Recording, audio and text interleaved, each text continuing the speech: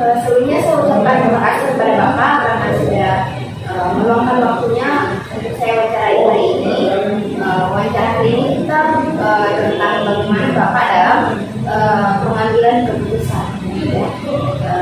Jadi akan ada beberapa pertanyaan yang akan saya tanyakan kepada Bapak seperti yang kita ketahui dalam kehidupan sehari-hari khususnya di lingkungan sekolah.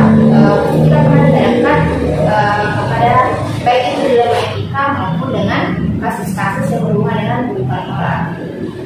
Untuk yang pertama, selama ini bagaimana Bapak dapat mengidentifikasi kasus-kasus yang merupakan baik itu dilema etika maupun kehidupan moral?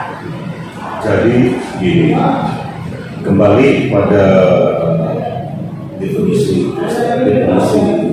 dilema etika dan kehidupan moral itu sendiri, sehingga bisa kita mengidentifikasi atau melihat ini kasus masuk di dilema etika atau di kehidupan moral. Seperti aturan di sekolah itu bisa diklasifikasi masuk di dilema etika atau di kehidupan moral, tergantung nanti aturan apa yang masuk. Jadi kembali lagi ke definisi asal ya. Dari baik itu dilema etika maupun kehidupan moral.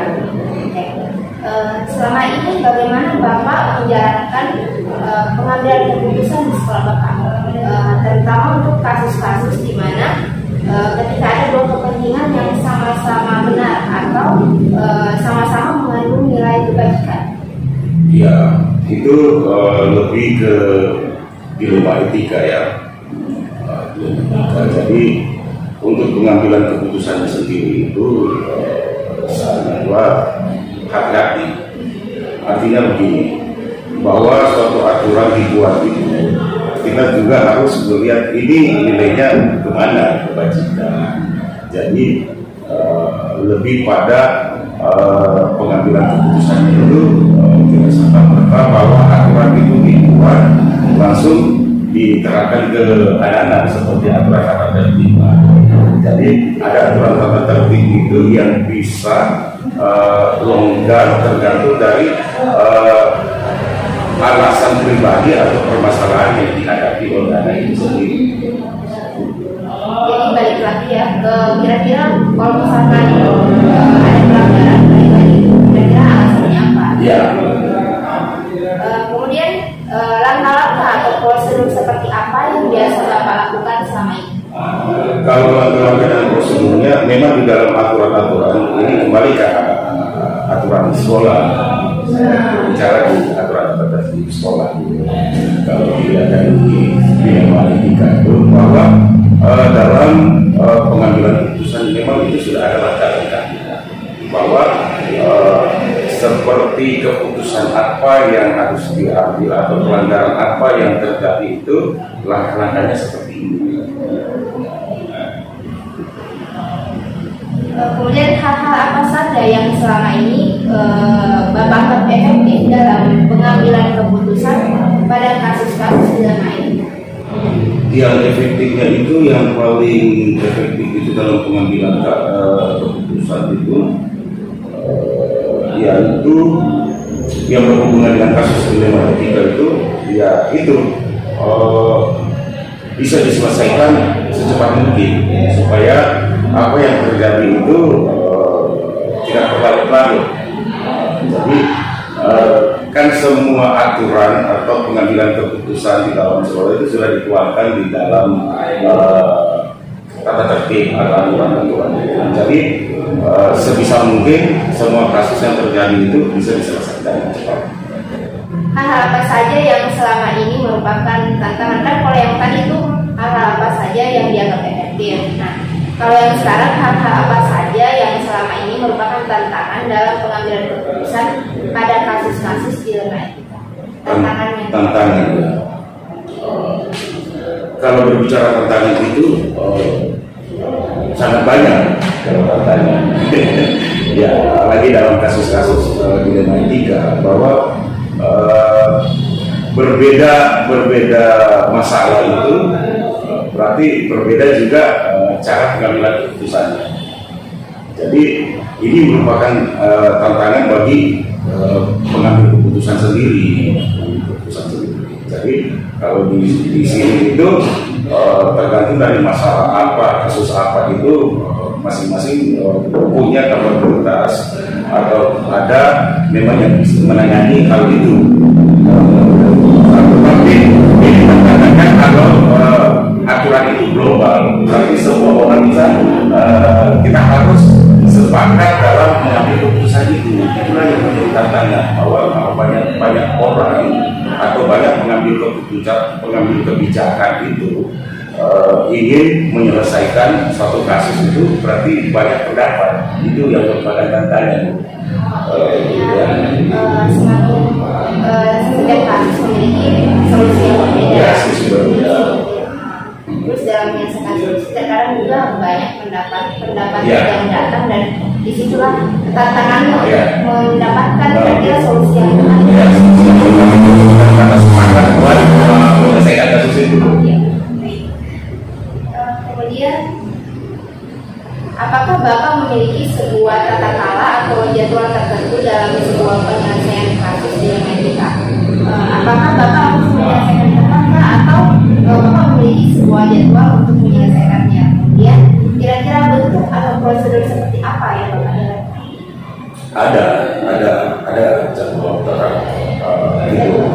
jadwalnya ada. Seperti kasus tertentu itu ada kasus, memang kasus itu yang tidak bisa diselesaikan pada saat itu dan sudah keputusan. Seperti misalnya kita berbicara di aturan atau anak-anak itu ada memang pelanggaran itu anak-anak yang tidak bisa diselesaikan pada saat itu juga, harus pemanggilan orang tua, harus konsolidasi dulu atau melalui mediasi. Jadi itu tergantung kasus yang dihadapi itu. Jadi kalau berbicara ini tentang ya jadwal itu kita ada memang aturan yang membicarakan tentang kasus-kasus itu. Ada juga kasus yang bisa diselesaikan pada saat itu juga, supaya lebih efektif dan tidak menimbulkan waktu yang lama untuk menyelesaikannya. Jadi intinya di sini ada yang memang pengambilan keputusan yang bisa diselesaikan di tempat, dan bisa jadi juga dia diberikan jadwal khusus karena tidak bisa tidak bisa diselesaikan di tempat. Ada tahapan-tahapannya, ada kasus yang harus melalui tahapan. Iya. Adakah seseorang atau faktor-faktor apa kira-kira yang selama ini mempermudah atau membantu Bapak dalam pengambilan keputusan dalam kasus-kasus di dalam etika? Kira-kira kalau misalkan ada seseorang, kira-kira siapa? Dan kalau misalkan faktor-faktor apa, kira-kira apa yang mempermudah dan membantu dalam pengambilan keputusan? Kalau pengaruh dalam pengambilan keputusan itu orang itu saya kira yang bukan berpengaruh tapi membantu. Yang membantu itu seperti diberikan dalam aturan-aturan tertentu. Tetapi kalau faktor-faktor yang berpengaruh itu memang kita sini sudah ada aturan itu sudah dituangkan dalam bentuk aturan. Jadi kita punya acuan. Ya, jadi itu juga mempermudah dalam pengambilan keputusan bahwa suatu kasus seperti ini, pengambilan keputusannya seperti ini. Jadi begini caranya dalam jangka seperti ini harus diselesaikan. Jadi kalau misalkan seseorang yang palingan berupa masukan-masukan, dan itu yang acuan itu tadi, supaya bisa ada landasan kira-kira keputusan yang baiknya yang itu. Iya, kalau di pemerintahan mungkin lebih ke peraturan SK itu. Tata tertib itu ada SK. Mungkin di sekolah sudah ditetapkan bahwa ada acuannya yang dikeluarkan dalam buku tata tertib. Kita sampai ke pertanyaan terakhir nih Pak. Dari semua hal yang telah disampaikan, pembelajaran apa yang Bapak kira-kira Bapak petik dari pengalaman Bapak dalam mengambil keputusan di dalam etika? pembelajaran sangat banyak dan sangat memberikan itu pengalaman dalam ini, karena pengambilan dilema etika itu tidak mudah, harus kita betul-betul mengerti tentang apa kasus itu dan bagaimana kasus itu bisa diselesaikan, karena dilema etika itu lebih ke ini, kebenaran dan yang membenarkan. Ya, jadi ada kesalahan yang bisa dibenarkan seperti ini. Jadi ini sangat membantu, dan ini sangat perlu ada dikeluarkan juga di dalam aturan. Sebenarnya di aturan itu perlu ditambahkan dilema etika itu. Jadi kalau soal pembelajarannya banyak sekali ya Pak. Ya, sangat banyak. Mungkin juga bisa jadi refleksi ya.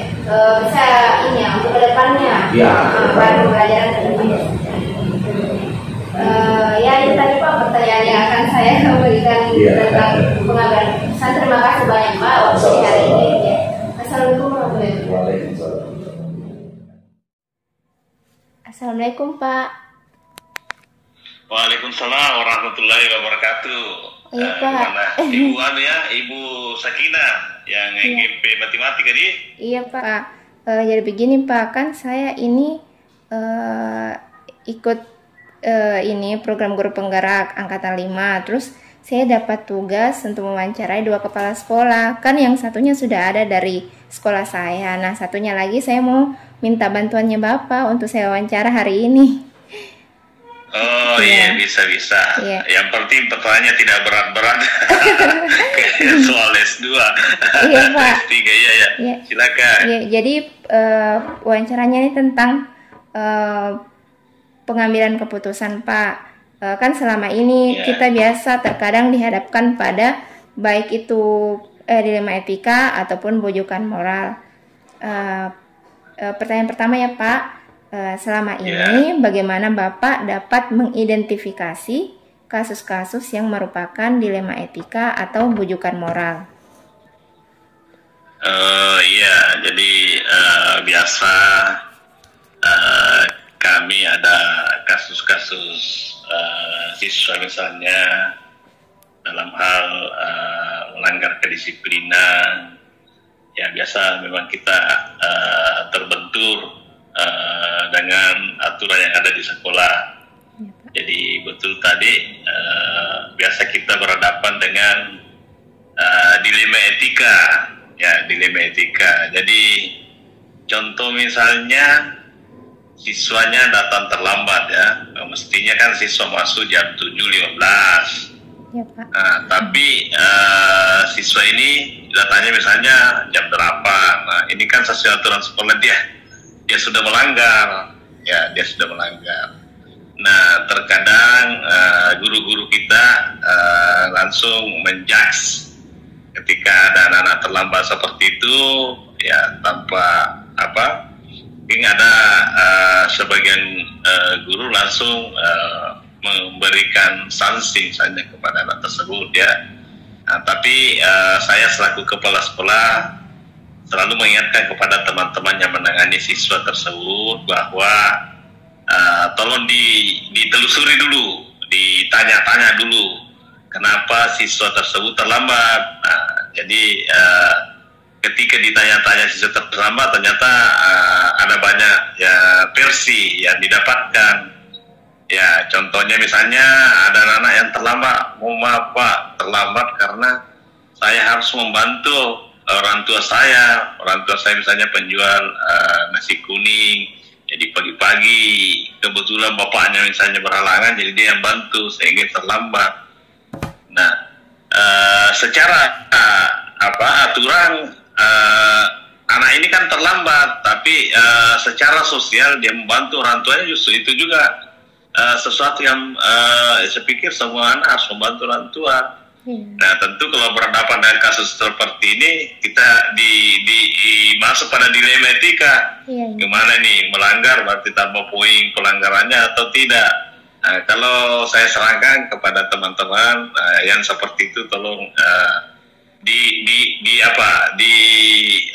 tidak usah terlalu diberi edukasi seperti tersebut, karena memang pada dasarnya keadaan yang membuatnya harus terlambat, apalagi tidak sering terjadi seperti itu. Jadi seperti itu. Tapi kalau ada setelah ditelusuri, anak-anak tersebut sebagian ada mungkin sebagian memang sudah beberapa kali selalu terlambat, dan alasannya paling terlambat bangun dan sebagainya. Maka saya pikir itu tidak bisa ditolerir, harus tepat diberi penanganan, kemudian dikomunikasikan kepada orang tuanya supaya anak ini tidak terlambat. Jadi biasa seperti itu kurang lebih di hal-hal kecil yang kami alami di sekolah. Begitu, Bu Sakinah. Iya, Pak. Oke, yang selanjutnya Pak, selama ini bagaimana Bapak menjalankan pengambilan keputusan di sekolah Anda? Terutama untuk kasus-kasus di mana ada dua kepentingan yang sama-sama benar atau sama-sama mengandung nilai kebajikan. Oh iya, jadi saya terbiasa kalau ada kasus-kasus seperti itu, saya tidak biasa langsung mengambil keputusan sendiri. Tapi biasa saya klarifikasi dulu ke beberapa pihak untuk lebih menelusuri kasus yang ada. Jadi selalu biasanya kami komunikasikan dengan pihak-pihak yang ada, kemudian dari situ kita mencoba menarik suatu kesimpulan atau keputusan yang paling bisa diterima oleh kedua belah pihak begitu. Oh iya, oh seperti itu ya Pak. Oke, sepertinya nih yang pertanyaan ketiga masih ada hubungannya dengan yang pertanyaan kedua Pak. Langkah-langkah atau prosedur seperti apa yang biasa Bapak lakukan selama ini? Kalau ada kasus ya? Iya. Ya. Jadi kami biasa kalau ada kasus-kasus, misalnya mungkin saya selalu contohkan kepada pelanggaran anak ya, kasus-kasus pelanggaran anak atau apa, anak berkelahi misalnya, anak dan sebagainya, ya itu saya biasa langsung kalau misalnya sudah tidak bisa cukup parah misalnya dan memang harus sampai di kepala sekolah, maka saya selalu berusaha menanyakan dulu apa sehingga terjadi seperti itu ya. Jadi kebetulan saya ada sedikit teori tentang pendidikan guru penggerak. Jadi biasa ada istilah restitusi ya, restitusi. Jadi saya biasa polanya distabilkan dulu ya, distabilkan dulu kondisinya, kenapa sampai dia berbuat seperti itu dan sebagainya, sampai anak-anak ini misalnya tidak terlalu meronta-meronta atau apa ya. Ya kemudian selanjutnya kita minta anak tersebut memikirkan, sebenarnya mungkin ada beberapa hal yang mungkin tidak harus sampai mereka berkelahi atau memukul atau apa ya. Kita setelah reda tadi emosinya itu, mulai kita telusuri mungkin ada cara lain selain berkelahi yang bisa mereka lakukan. Ada cara lain selain langsung memukul, misalnya ketika ada sesuatu yang tidak sesuai dengan dirinya. Di situ kita coba minta dia mencari cara-cara lain dalam mengatasi masalah. Kemudian setelah ada beberapa cara yang dia sendiri, siswa sendiri berikan, maka kita mencoba membuat dia menjadi yakin, memberi keyakinan kepada siswa itu bahwa ketika ada hal-hal seperti itu, maka coba bagaimana supaya tidak merugikan orang lain begitu, tidak merugikan siswa lain. Jadi biasa kami coba cara-cara seperti itu. Biasa juga sekali-sekali kita kalau ada masalah-masalah yang dihadapi oleh anak-anak atau apa, biasa juga kami gunakan pola pendekatan coaching.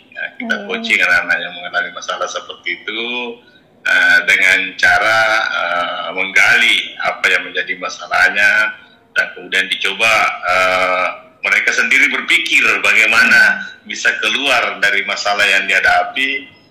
Kemudian sama juga diberi keyakinan bahwa kapan atau apa bisa mereka lakukan seperti apa yang dia telah berikan solusi sendiri pada dirinya.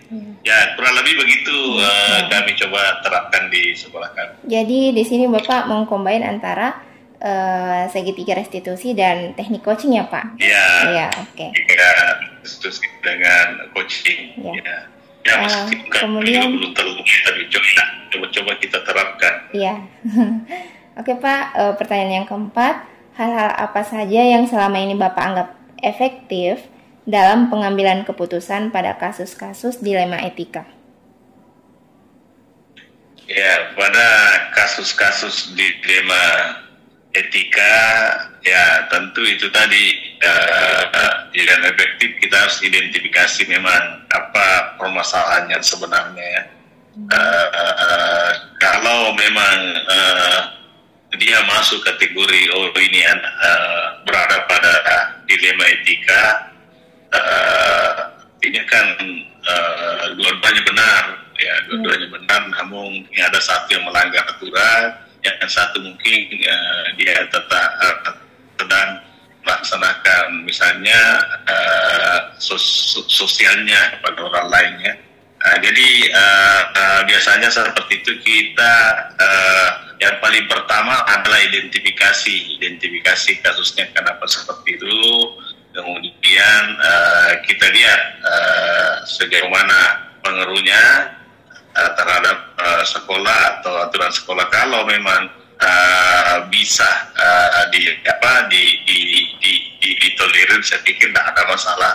Karena itu kita masukkan, atau karena itu kita tidak diberikan sanksi ataupun konsekuensi. Oke, ya Pak. Tadi kan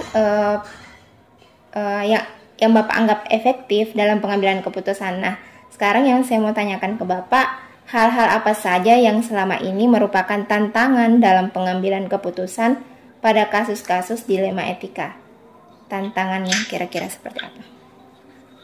Ya, tantangannya sebenarnya biasa dari teman-teman guru sendiri ya, yang keke kepada aturan yang sudah ada di, misalnya aturan yang sudah ada di sekolah yang dibuat. Nah, jadi sebagian mungkin teman-teman mungkin saya bisa katakan ada mungkin sebagian teman yang kaku dan terhadap aturan-aturan tersebut. Jadi apa yang muncul di tata tertib itulah yang harus diikuti, tidak boleh tidak. Dan ketika keluar dari itu maka itu dianggap tidak bisa mendisiplinkan ya. Tapi kalau kita kembali melihat setiap ketidakdisiplinan siswa misalnya, ya tentu itu tadi kita harus selalu mengidentifikasi apa sebenarnya yang membuat seorang siswa ini melanggar aturan atau tidak. Itu yang perlu tetap kita gali, dan ya tentunya ini perlu disosialisasikan kepada guru-guru bagaimana pola-pola penanganan penggunaan segitiga institusi atau pola-pola coaching dalam upaya memberikan penguatan kepada siswa-siswi kita. Iya Pak. Jadi di sini tantangan yang berat itu ketika rekan sendiri ya Pak yang melakukan pelanggaran seperti itu. Kemudian juga yang pada saat ini ya diharapkan dengan siswa yang pada saat kita ingin mencari informasi, menggali lebih dalam lagi, kira-kira alasan mereka melanggar itu seperti apa? Di bagian situ ya Pak tantangannya. Iya, itu juga tantangan ya, karena kita tahu bahwa anak-anak zaman sekarang itu tidak sama dengan anak-anak zaman dulu ya. Iya, Pak. Jadi anak zaman sekarang itu pasti lebih banyak mungkin sebagian guru menganggap wah lebih banyak bertingkah, beda dengan anak-anak dulu yang soal patuh sebagainya. Tentunya itu juga dari sebagai teman-teman guru kita mengharapkan bahwa sekarang ini saatnya guru-guru harus bisa memberikan pembelajaran yang membuat siswanya termotivasi untuk belajar. Ya. Pertanyaan selanjutnya, apakah Bapak memiliki sebuah tata krama atau jadwal tertentu dalam sebuah penyelesaian kasus dilema etika? Apakah Bapak langsung menyelesaikan di tempat atau memiliki sebuah jadwal untuk menyelesaikannya? Kira-kira bentuk atau prosedurnya seperti apa? Biasanya kan kita di sekolah biasanya kasus-kasus yang mungkin yang agak yang mungkin sudah ditangani oleh bagian guru BP atau kekesiswaan, ya, kecuali ada kasus-kasus mungkin yang butuh penanganan yang lebih serius, mungkin baru sampai kepada kami sekolah. Ya, jadi biasanya tidak ada jadwal khusus, tergantung keadaan. Jadi misalnya ada waktu tertentu mungkin ada kejadian kasus yang cukup besar misalnya yang harus ditangani oleh banyak pihak di sekolah. Tentu kami dihubungi dan kita harus siap ketika ada kasus-kasus seperti itu yang tentu melibatkan banyak unsur, misalnya menghadirkan guru BP-nya, menghadirkan kesiswaan, menghadirkan wali kelas, menghadirkan orang tua siswa. Mungkin ada, kalau misalnya masalah yang berhubungan dengan tidak diminta kriminal, mungkin menghadirkan juga dari Polsek. Nah, tentu di situ perlu hadir kepala sekolah untuk bersama mendiskusikan, mengklasifikasi apa yang terjadi, kemudian harus bisa langsung memutuskan terhadap kasus yang terjadi pada anak tersebut. Oke, ya Pak. Jadi bisa saja ya Pak diselesaikan di tempat, bisa juga dia ada waktu tertentunya, tergantung dari kasusnya ya Pak, seperti itu. Ya, tergantung dari kasus. Jadi dia temporer. Iya. Kemudian saya lanjut lagi Pak, adakah seseorang atau faktor-faktor apa kira-kira yang selama ini mempermudah atau membantu Bapak dalam pengambilan keputusan dalam kasus-kasus dilema etika? Saya kira teman-teman yang ada di bagian bawah itu sangat membantu. Para wali kelas pasti sudah dari awalnya sudah memberikan info-info. Hanya ada siswa yang siswa A misalnya ada satu kasus, ya maka tentu dari wali kelasnya sudah menyampaikan info kepada kami bagaimana si A selama ini, bagaimana biasanya seperti itu.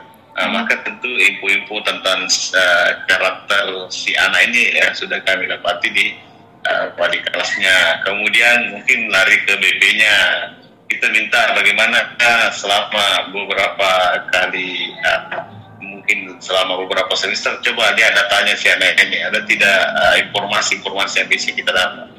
Di situ juga guru BPK kami mencarikan itu, oh ini anak biasa ada beberapa pelanggaran, jadi yang seperti itu. Malah biasa kami juga lokasi tentunya juga lokasi kesuanya ikut juga memberikan informasi mana biasa kita sampai kepada teman-teman kelasnya, ya bagaimana ini anak. Jadi data-data awal tentang kasus dana sebelum mengenai kasus-kasus yang ada itu sudah ada di tangan. Jadi dalam penanganannya itu bisa kita harapkan lebih efektif. Oke Pak. Kita sampai di soal yang paling terakhir nih Pak. Dari semua hal yang telah disampaikan, pembelajaran apa yang dapat Bapak petik dari pengalaman Bapak dalam mengambil keputusan dilema etika? Ya, tentu yang seperti ini sebenarnya ya bisa saya katakan tergantung juga jam terbang kita ya. Kalau sudah sering menangani kasus-kasus seperti ada pelanggaran ketidakdisiplinan dan lain-lain, maka tentu ada pola-pola yang sama yang bisa kita terapkan, karena biasanya ada kasus-kasus mungkin kasusnya sama tapi waktunya yang berbeda. Jadi saya kira seperti itu, dan intinya bahwa sebelum mengambil keputusan kita harus selalu mengidentifikasi, kemudian mencari informasi dari berbagai pihak, kemudian setelah itu baru kita mengambil suatu keputusan. Jadi seperti itu biasanya kan. Oke Pak, terima kasih banyak Pak atas bantuannya hari ini. Kalau begitu saya pamit Pak ya, terima kasih banyak. Assalamualaikum warahmatullahi wabarakatuh Pak. Waalaikumsalam warahmatullahi wabarakatuh. Tetap semangat, mantap.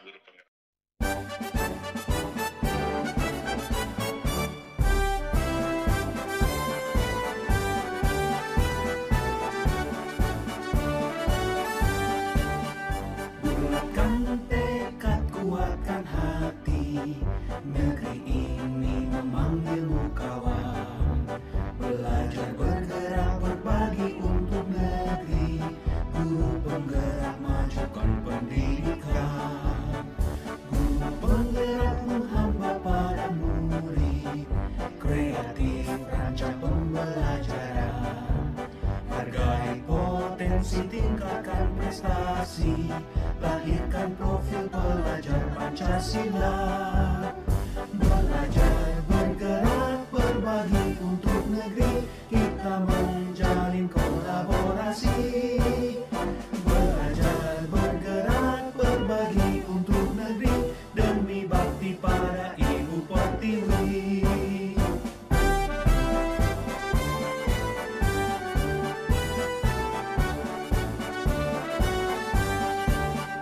Bulatkan tekad, kuatkan hati, negeri ini